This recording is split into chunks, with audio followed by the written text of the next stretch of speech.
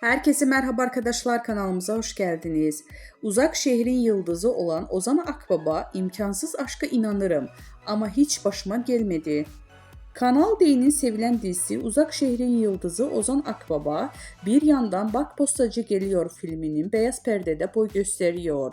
Ünlü oyuncu hem Uzak Şehir macerası hem de yeni filmi ile ilgili çok özel açıklamalar yaptı.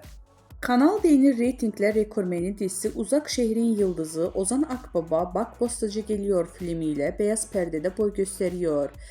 Yönetmeni Yüksel Aksu'nun babasının Osman Aksu'nun hayatını anlattığı filminde başarılı oyuncu Akbaba ile projeyi konuştuk.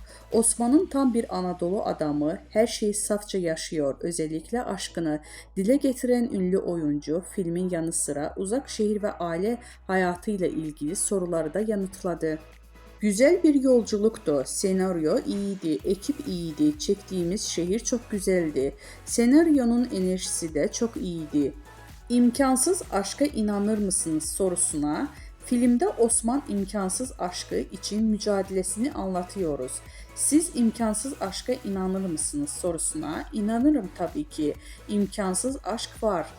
Sizin başınıza geldi mi sorusuna benim başıma gelmedi ama bir takım çıkarımlarda bulunuyor insan.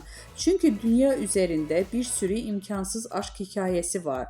Hatta bazıları çok destani ya da çok masalı. Onlarla yola çıkmak evet imkansız aşk var ama aşk güzel yapan şey zaten tek kişinin yaşıyor olması.